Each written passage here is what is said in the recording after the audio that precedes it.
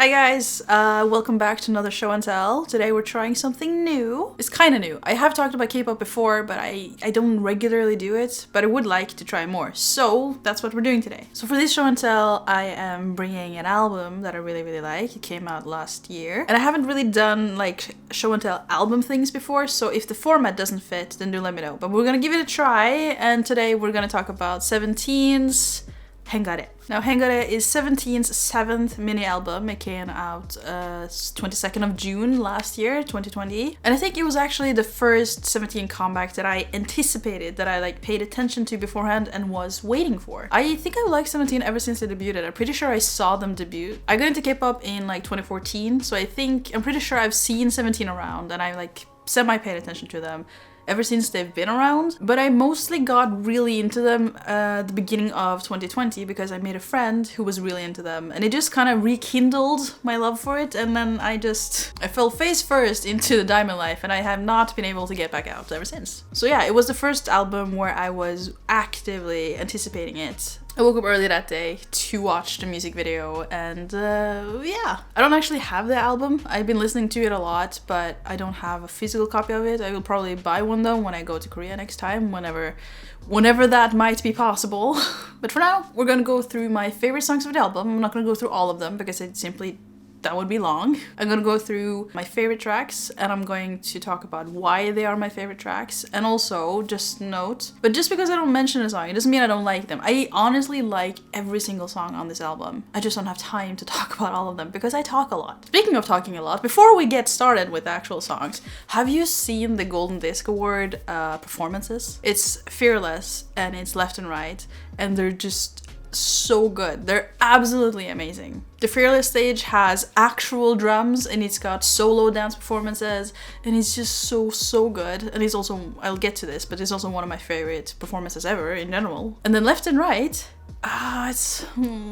while watching it, my jaw was on the floor and I couldn't stop squealing. It was so good. I never knew that I needed a swingy version of Left and Right so bad, and now that I've heard it, and now that I have it, I can't believe I lived so long without it. So I'm gonna leave the link to that in the description. It's on YouTube. You have to watch it. It's so good. Okay, let's get to the actual songs now. And the first song I want to talk about is Fearless. Now, I'm gonna be honest, my personal preference tends to be on like bright or fun or more colorful concepts. Dark concepts are typically not my cup of tea, not just with 17, but like with everything. But Fearless is so good. It's powerful, it's strong, but it's not blah. Wait, does that make sense? It's powerful, it's strong, it's a lot, but it's focused. So it doesn't feel overwhelming in that sense. It doesn't feel messy, even though it's got a lot of elements. And when they had the comeback with Heng, I saw the comeback, what's it called? The comeback performance showcase? Yeah, that's the word. I saw the showcase and I remember just being floored by the performance. It was so cool. And it's very rare, I feel, that 17 uses backup dancers when they're doing a whole group kind of thing. It was just so cool. So, The song just feels empowering too, right? But okay, so my favorite part about the song is the performance. Even though the song is really good, the performance just elevates it. And my favorite part about the performance, I think, is that part where Wonho is sitting on top of like a bunch of people and DK is crawling towards him and then just falls off. I don't know, I love that moment. It's so good, it's so cool.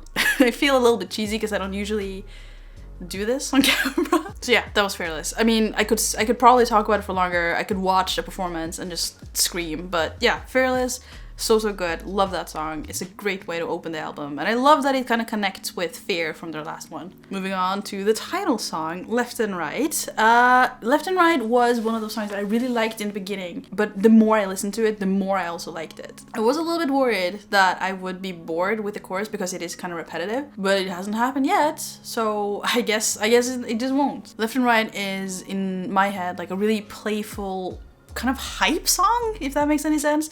Like, I was looking through all the lyrics for this video to make sure, like, to note the things that I enjoy the most. And I know that they've said Left and Right is sort of about making choices in life. The whole album is a message to the youth, and Left and Right is supposed to be, about making hard choices or like choosing which path to go in life and stuff. But I just hear a hype song. Run on the red carpet, you'll be better off tomorrow, pierce the atmosphere, go, go, go. And crossing the finish line with ceremony, exhilarating, And it goes like left and right. I don't know, it's just so good. God.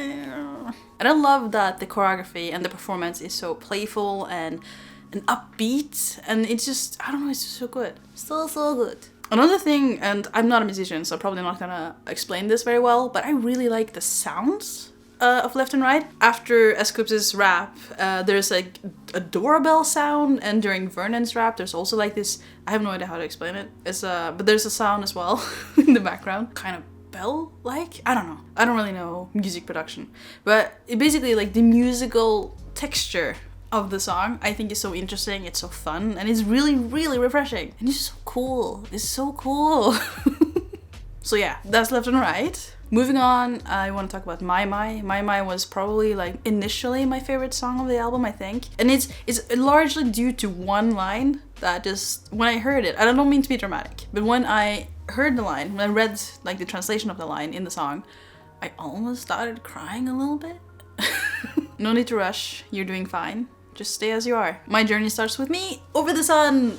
My way. I mean, it says a lot about me, I guess, that line struck so hard, but no need to rush, you're doing just fine is, I don't know, it just felt like something I really needed to hear. And the whole song kind of has that feeling. In my notes I wrote, it's like a comforting friend, but not with pity, but with encouragement. And it's about, you know, encouraging to follow dreams and not worrying so much, just sort of step by step. We're getting there. Does that make sense? I don't know, it felt like that really hit really close to home. It felt really good for me. It felt really true to my feelings. So I'm really, really grateful for that song for that. Also, I just think it's such a sweet, cute song. I know there's a Christmas version of it as well, but the choreography is fun and the whole concept just feels really free and open. And, you know, in the music video, they're on a boat that's floating through the sky, and the whole song feels like that, if that makes any sense. So yeah, really, really like My My. And then the last song that I want to talk about is Together. 가치가요. And it's not that I don't like Kidult or I Wish. I really like those as well. It's just I feel like these ones hit more close to home for me, so that's why I want to talk about them. Together actually got a performance on Carrotland, which I watched with my friend back when that was happening. And it was so sweet, it was really cute. I think one of the reasons why I like Together so much is as a lonely person, or rather as a person who has spent large parts of her life feeling lonely, feeling like I'm walking the paths alone, you know, towards my dreams or my ambitions or just how I am as a person. I always very often felt like I was walking a path by myself. It's a little hard to explain because it's not like I've been actually alone. I've had good people around me a lot of the time. It's just, you know, sometimes the people who are around you, despite being really wonderful and nice, they don't quite resonate, I guess. This song feels a lot like a friend, a dear friend, who reaches out a hand and says, "We got this. Let's go together, and we'll get there." And I don't know, that sort of feeling, that sort of reassurance that you're not walking this path alone, I don't know, it just meant a lot to me. It's a little bit mushy, it's a bit cheesy, but that's my reasoning. Also, I just really like the melody. And that part, I think it's Mingyu, right?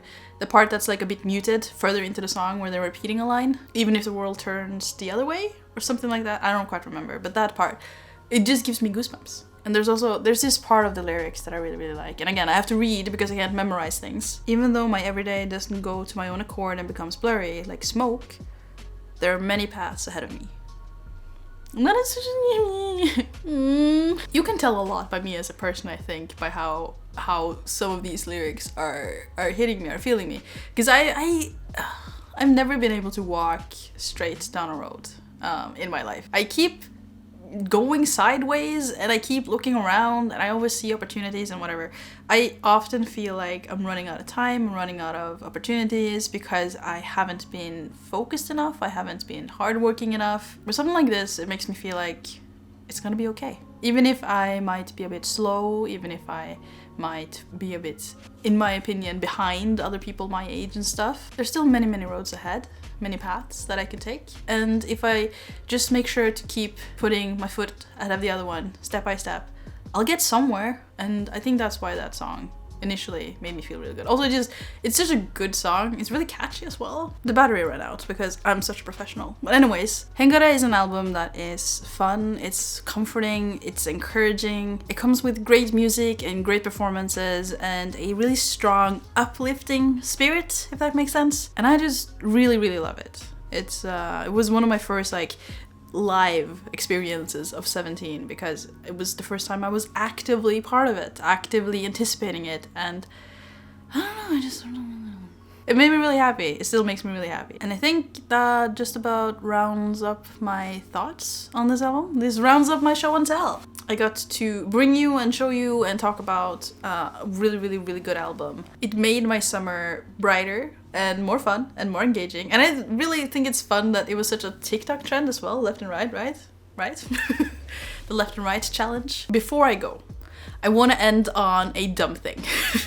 So the way people romanize the Korean Hengare, right? It ends with an A and an E. In Korean, I'm pretty sure it's just pronounced E. Because there's no big difference between E and AE. That's the Norwegian way to say those letters. Oopsie. It might be for stylistic reasons. It's probably for stylistic reasons.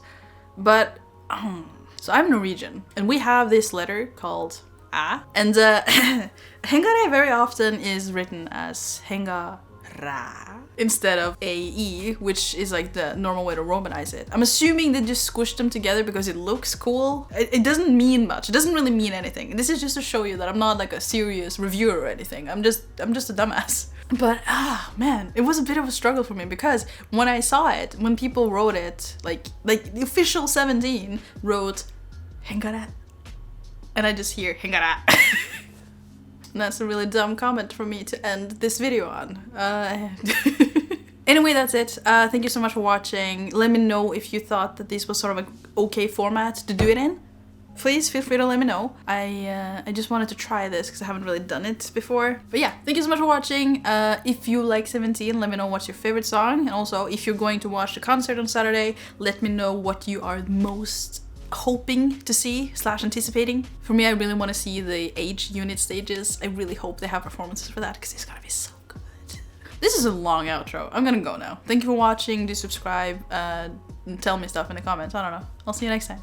Bye bye. Bye bye.